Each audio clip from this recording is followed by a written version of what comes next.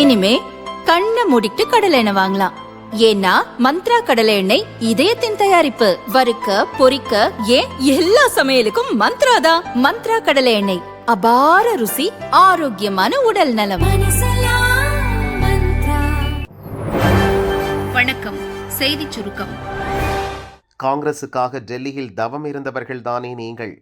பழசை கிளறி ஸ்டாலினுக்கு அதிமுக ஷார்ப்பான பதிலடி. அதிமுக பொதுச் செயலாளர் பழனிசாமி டெல்லி சென்று அமித்ஷாவை சந்தித்ததை முதல்வர் ஸ்டாலின் விமர்சித்திருந்தார். தமிழ்நாடு வெர்சஸ் டெல்லி என்று நாம் சொல்வது போல எல்லா முடிவும் டெல்லியில் எடுக்கப்படுகிறது. எதிர்க்கட்சி தலைவர்கள் டெல்லி சென்றது எதற்கு? தமிழகத்திற்கான நிதியை வாங்கி தரவா? முடக்கப்பட்டிருக்கும் திட்டங்களை நிறைவேற்ற சொல்லவா? எல்பிஜி தட்டுப்பாட்டை போக்கவா? இல்லவே இல்லை. தேர்தலை சந்திக்கவே டெல்லி சம்மதம் கேட்கும் நிலையில் இவர்களின் கையில் தமிழ்நாடு சிக்கினால் பாடுபட வேண்டியிருக்கும். சொந்த கட்சியை அடகு வைத்தது போல் தமிழகத்தையும் டெல்லியிடம் அடகு வைக்க தயங்காதவர்கள் என்று ஸ்டாலின் கூறியிருந்தார். ஸ்டாலின் விமர்சனத்துக்கு அதிமுக பதில் கொடுத்திருக்கிறது. 2011 தேர்தலுக்காக டெல்லியில் தவமிருந்து காங்கிரஸ் தலைமைக்காக 6 மணி நேரம் காத்திருந்து கூட்டணி பேசியவர்தானே உங்கள் தந்தை கருணாநிதியும் நீங்களும். மகளுக்கு திகார் என்று காங்கிரஸ் சொன்னதும் பதறிப்போய் வயதான காலத்திலும் டெல்லிக்கு போய் தீர்ப்புக்கு சில நிமிடங்கள் முன் சோனியாவை சந்தித்தவர்தானே கருணாநிதி. அறிவாலயத்தின் மாடியில் ரெய்ட் நடக்கும் போதே கீழ் மாடியில் கூட்டணி பேசியவர்தானே உங்கள் தந்தை. தென் தமிழக மக்கள் வெள்ளத்தில் தவித்த போது டெல்லியில் கூட்டணி பேச்சுவார்த்தை நடத்தி கொண்டிருந்தவர்தானே நீங்கள். டெல்லியின் சம்மதம் பெற்று என்று ஸ்டாலின் சொல்வாரானால் யுபிஏ ஆட்சியில் திமுக செய்த ஊழல் ஆதாரங்களை காட்டி காங்கிரஸ் மிரட்டியதால் தான் அக்கட்சியுடன் திமுக கூட்டணியை உறுதி செய்தது என்று நாங்கள் சொல்லலாமா என்று அதிமுக கேட்டிருக்கிறது. கடைசி வரை ரங்கசாமி முரண்டு. மோடி சொன்னதும் கூல் ஆனார். 2 தொகுதி ராசி ரகசியம். தேசிய ஜனதா கூட்டணி தட்டி தூக்குமா? புதுச்சேரியில் தேசிய ஜனநாயக கூட்டணி ஆட்சி நடக்கிறது. முதல்வராக ரங்கசாமி உள்ளார்.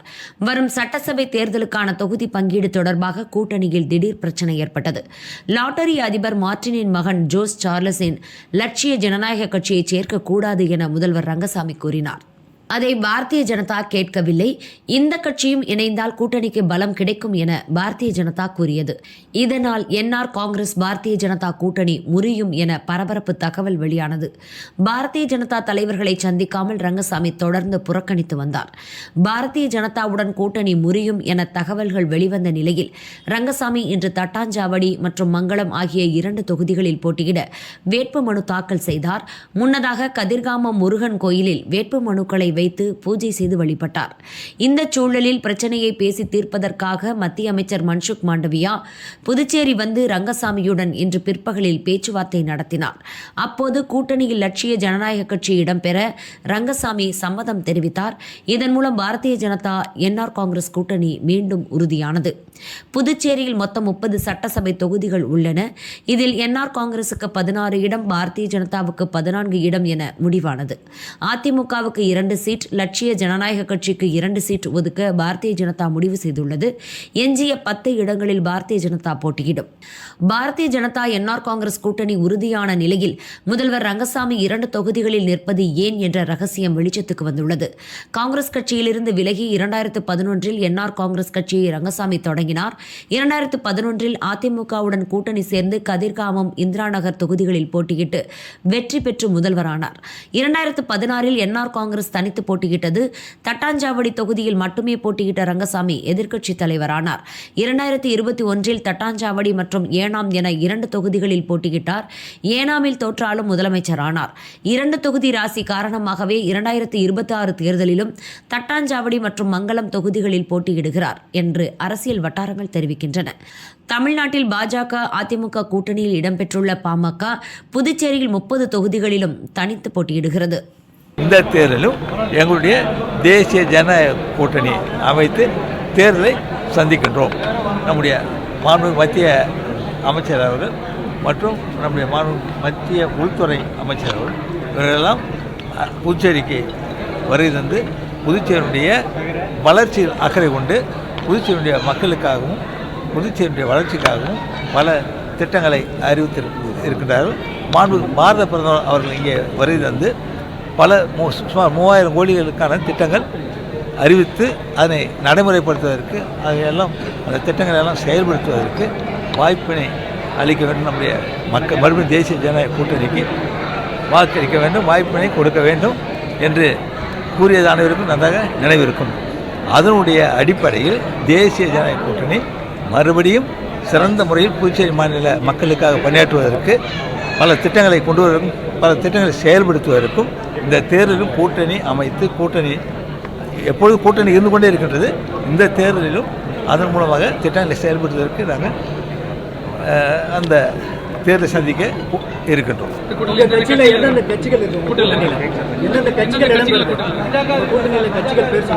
இப்போ எங்களுடைய தேசிய ஜனநாயக கூட்டணியில் புதிதாக ஒரு கட்சி இணைந்திருக்கின்றது. ஏடிஎம்கே இருக்கின்றது. புதிதாக ஒரு கட்சி இணைந்திருக்கின்றது. அது நம்முடைய மத்திய பாரத பிரதமர் அவர்கள், மாண்புமிகு உள்துறை அமைச்சர் அவர்களும் அந்த கட்சி நம்மோடு வரும்பொழுது இன்னும் பலமாக இருக்கும், நன்றாக இருக்கும், வெற்றி வாய்ப்பு பிரகாசமாக இருக்கும் என்று கூறியிருந்தார்கள். அவர் அதை அதோடு இணைத்து அந்த தேர்தல் கூட்டணி சந்திக்கலாம் என்று ஒரு ஆலோசனை அறிவித்திருந்தார்கள். அதனுடைய அடிப்படையில் அந்த கட்சியும் இப்பொழுது இந்த கூட்டணியில் இணைந்திருக்கின்றது. பிரேக் பிடிக்காத அரசு பஸ் 7 உயிர்களை பறித்த சோகம். சேலத்தில் பயங்கர விபத்து.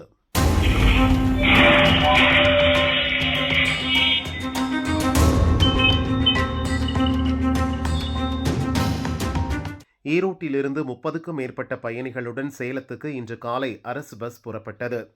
சேலம் மாவட்டம் உத்தமசோழபுரம் சூளைமேடு பகுதியில் பஸ் சென்றபோது திடீரென பஸ் பிரேக் பிடிக்கவில்லை. இதனால் டிரைவரின் கட்டுப்பாட்டை இழந்த அந்த பஸ் சாலையின் தடுப்புகளை தாண்டி எதிர்ப்புற சாலைக்குள் பாய்ந்தது. அப்போது எதிரே வந்த பைக் மற்றும் ஒரு டெம்போ வேன் மீது பஸ் பயங்கரமாக மோதியது. இதில் பைக்கில் சென்ற சேலம் நெய்க்காரப்பட்டியைச் சேர்ந்த மணிகண்டன் மற்றும் அவரது தாய் இருசாயி ஆகியோர் சம்பவ இடத்திலேயே இறந்தனர். குலதெய்வ கோயிலுக்கு சென்று கொண்டிருந்த டெம்போ வேன் உருக்குலைந்தது. அதில் பயணம் செய்த விக்னேஷ், அமுதா, முருகன் மற்றும் 5 வயது சிறுமி நிதிஷ்கா மற்றும் 11 மாதமே ஆன பச்சிளம் குழந்தை ஜீவிகா ஆகியோரும் இந்த கோர விபத்தில் பலியாகினர். சம்பவ இடத்துக்கு விரைந்த கொண்டலாம்பட்டி போலீசார் மற்றும் மக்கள் காயமடைந்தவர்களை மீட்டு ஹாஸ்பிட்டலுக்கு அனுப்பி வைத்தனர். இறந்தவர்களின் உடல்கள் சேலம் அரசு ஹாஸ்பிட்டலுக்கு பிரேத பரிசோதனைக்காக அனுப்பி வைக்கப்பட்டன.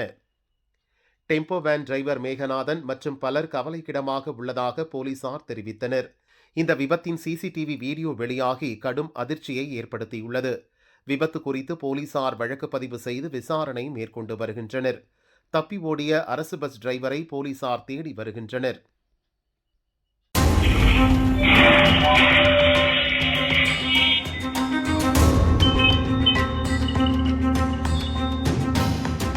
சுட்டெரிக்கும் வெயிலுக்கு இடையே டில்லியை குளிர்வித்த கோடை மழை. வட மாநிலங்களில் வானிலை மாற்றம். நாட்டின் பெரும்பாலான பகுதிகளில் கோடை வெயில் சுட்டெரிக்கும் நிலையில் டில்லியிலும் கடந்த சில தினங்களாக வெயிலின் தாக்கம் அதிகம் காணப்பட்டது. இதனால் அத்தியாவசிய காரணங்கள் இல்லாமல் பகல் நேரங்களில் மக்கள் வெளியே செல்வதை தவிர்த்து வந்தனர். கோடையின் தாக்கம் நாளுக்கு நாள் அதிகரிக்கும் என எதிர்பார்க்கப்பட்ட நிலையில் டில்லி மற்றும் சுற்றுவட்டார பகுதிகளில் இன்று காலை திடீரென மழை பெய்தது. தலைநகர் டில்லி, அதை சுற்றியுள்ள புறநகர் பகுதிகள், ஊபியின் நொய்டா, லக்னோ உள்ளிட்ட இடங்களிலும் மழை பெய்தது. அதிகாலை லேசாக ஆரம்பித்த சாரல் மழை ஒரு சில இடங்களில் கனமழையாக மாறியது. இதனால் கோடை வெப்பம் தணிந்ததுடன் டில்லியில் காற்று மாசும் கட்டுக்குள் வந்தது. கடந்த சில நாட்களாக டில்லியில் AQI எனப்படும் காற்றின் தரக் குறியீடு 300 400 வரை இருந்த நிலையில் இன்று பெய்த மழையால் 123ஆக குறைந்தது. கோடை மழை மண்ணை மட்டுமின்றி டில்லி மக்களின் மனங்களையும் குளிர்வித்தது. நாட்டின் வட மாநிலங்களை சுற்றி அடர்ந்த மேகக்கூட்டங்கள் இருப்பதால் டில்லி, பஞ்சாப், ஹரியானா, பீகார், உத்தரப்பிரதேசம், மத்திய பிரதேசம், சத்தீஸ்கர் உள்ளிட்ட மாநிலங்களில் இன்று கனமழைக்கு வாய்ப்பிருப்பதாக வானிலை மையம் அறிவித்துள்ளது. அதேபோல் ஹிமாச்சல பிரதேசத்தின் சில பகுதிகளில் பனிப்பொழிவின் தாக்கம் அதிகம் காணப்படுகிறது. மலைப்பாங்கான இடங்களில் அடர்ந்த மேகக்கூட்டங்கள் காணப்படுகின்றன.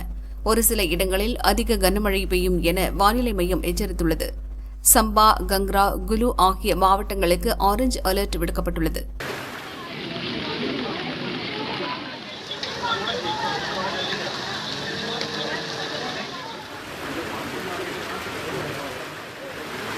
குஜராத் மாநிலம் அம்ரேலியில் நேற்றிரவு சூறைக்காற்றுடன் கனமழை பெய்தது. குஜராத்தின் மேலும் சில இடங்களில் இன்று மழை பெய்யும் என அறிவிக்கப்பட்டுள்ளது.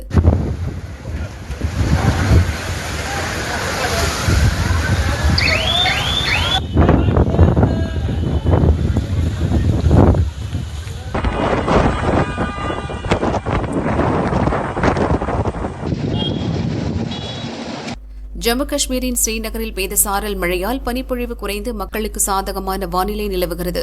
மேலும் சில நாட்களுக்கு இதே நிலை தொடரும் என வானிலை மையம் அறிவித்துள்ளதால் சுற்றுலாப் பயணிகள் மகிழ்ச்சியடைந்துள்ளனர். அதே சமயம் பூஞ்ச் பகுதியில் இன்னும் பனிப்பொழிவு குறைந்த பாடில்லை. அங்கு பெய்து வரும் கடும் பனிப்பொழிவால் சாலைகளில் பனி மலை போல் குவிந்துள்ளது. போக்குவரத்திற்கு இடையூறாக உள்ள பனிக்குவியலை அகற்றும் பணியில் எல்லையோர சாலை அமைக்கும் பணியாளர்கள் ஈடுபட்டுள்ளனர்.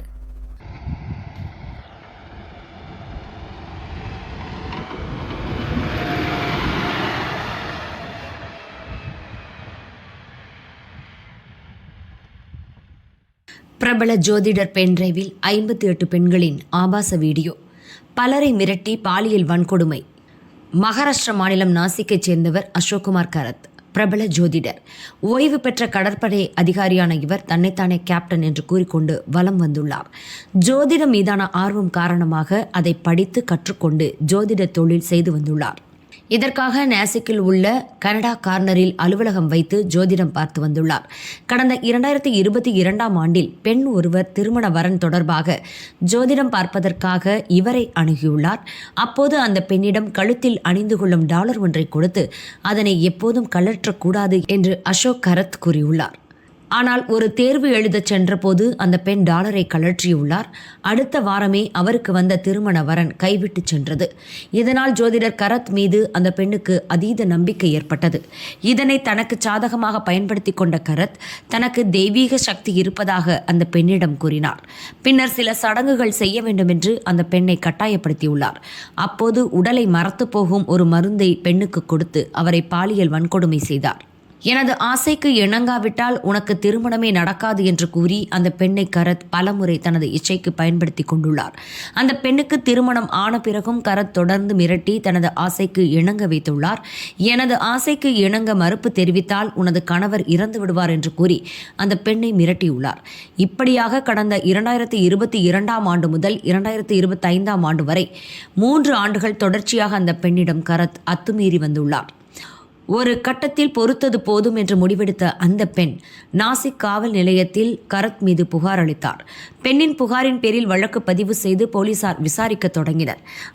அதில் மாந்திரீகம் செய்வதாக கூறி இப்படி பல பெண்களிடம் கரத் அத்துமீறி இருப்பது தெரிய வந்தது. மேலும் இவருக்கு அரசியல்வாதிகள் மற்றும் பெரும் புள்ளிகளுடன் தொடர்பு இருப்பதும் தெரிய வந்தது.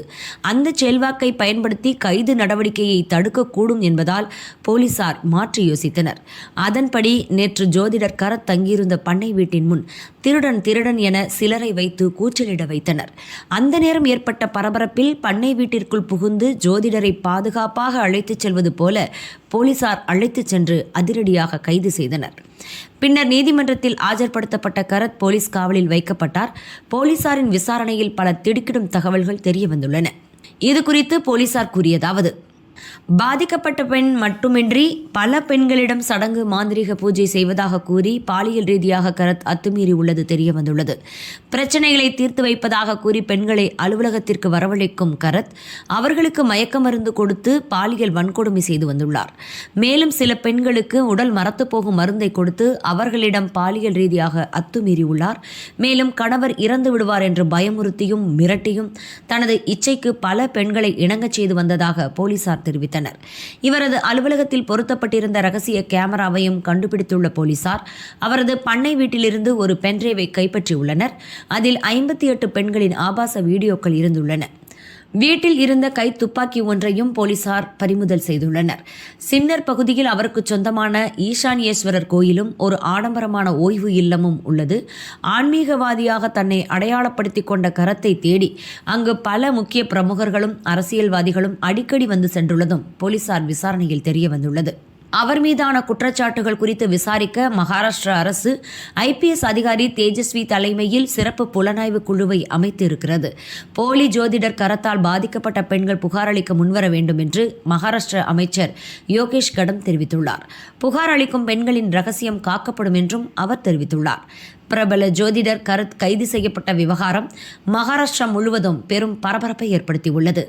2200 வீரர்களுடன் ஈரான் நோக்கி அமெரிக்க கடல் அரக்கன் வீறுநடை. ஹார்முஸ் ஜலசந்தியை கைப்பற்ற ட்ரம்ப் திட்டம். அமெரிக்காவும் இஸ்ரேலும் சேர்ந்து பிப்ரவரி 28ஆம் தேதி ஈரான் மீது போர் தொடுத்தன. 3 வாரத்தை கடந்த பின்னும் போர் நிற்பது போல தெரியவில்லை. நாளுக்கு நாள் தீவிரமடைந்து வருகிறது. போரின் தொடக்கத்திலேயே ஈரானின் உச்ச தலைவராக இருந்த கமேனி கொல்லப்பட்டார். இதற்கு பதிலடி கொடுக்கும் விதமாக இஸ்ரேல் மற்றும் அமெரிக்க படைத்தளங்கள் இருக்கும் வளைகுடா நாடுகள் மீது ஈரான் தொடர்ந்து தாக்குதல் நடத்தி வருகிறது. போர் தொடங்கிய முதல் நாளிலேயே தங்கள் கடல் எல்லையில் உள்ள ஹார்முஸ் ஜலசந்தியை ஈரான் முழுமையாக கட்டுப்பாட்டில் எடுத்துக்கொண்டது. அந்த வழியாக செல்லும் இஸ்ரேல் மற்றும் அமெரிக்காவின் நட்பு நாடுகளின் எண்ணெய் கப்பல்கள் மீது ஏவுகணை மூலம் தாக்குதல் நடத்தியது. ஹார்முஸ் ஜலசந்தி வழியாக கப்பல் போக்குவரத்து நிறுத்தப்பட்டது. இதனால் இஸ்ரேல், அமெரிக்கா மற்றும் அதன் நட்பு நாடுகளில் கச்சா எண்ணெய் விலை எகிரியது. இதையடுத்து ஈரானின் கார்க் தீவு மற்றும் ஹார்முஸ் ஜலசந்தியின் கடற்கரையோரம் இருந்த ஏவுகணை தளங்களை அமெரிக்கா குண்டு வீசி அழித்தது. மேலும் ஹார்முஸ் ஜலசந்தியை பாதுகாக்க உதவுமாறு சீனா, ஜப்பான், பிரிட்டன் உள்ளிட்ட நாடுகளுக்கு அமெரிக்க அதிபர் ட்ரம்ப் கோரிக்கை விடுத்தார். ஆனால் பல நாடுகள் அமெரிக்காவின் கோரிக்கையை நிராகரித்தன. இந்த நிலையில் விரைவில் ஹார்முஸ் ஜலசந்தியை அதிபர் ட்ரம்ப் கைப்பற்றக்கூடும் என அமெரிக்க ஊடகங்கள் செய்தி வெளியிட்டு வந்தன. இதற்கிடையே ட்ரம்பின் திடீர் உத்தரவை அடுத்து ஜப்பான் அருகே பாதுகாப்பு பணிக்காக நிலைநிறுத்தப்பட்டிருந்த அமெரிக்காவின் USS ட்ரிபோலி என்ற போர்க்கப்பல் மத்திய கிழக்கு நாடுகள் நோக்கி நகர்ந்து வருகிறது. தற்போது இந்த போர்க்கப்பல் இந்திய பெருங்கடலின் தெற்கு பகுதியில் நிற்கிறது. இது ஈரான் நோக்கி அடுத்த வாரம் செல்லலாம் என கூறப்படுகிறது. இந்த கப்பலில் 2200 கடற்படை வீரர்கள் உள்ளனர்.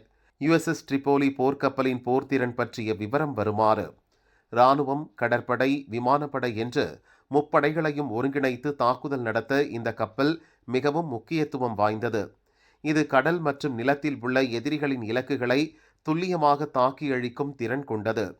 போர் விமானங்கள் மற்றும் ஹெலிகாப்டர்கள் மூலம் எதிரிகளின் இலக்குகளை தாக்கவும் இந்த போர்க்கப்பல் பெரிய அளவில் உதவிகரமாக இருக்கும். குறிப்பாக அமெரிக்காவின் F-35B ஸ்டெல்த் ரக போர் விமானங்களை இதிலிருந்து இயக்க முடியும். நிலத்தில் தாக்குதல் நடத்த தேவையான பீரங்கி வாகனங்கள் உள்ளிட்ட பிற இராணுவ தளவாடங்களையும் இந்த கப்பல் மூலம் கடற்கரைக்கு கொண்டு செல்ல முடியும்.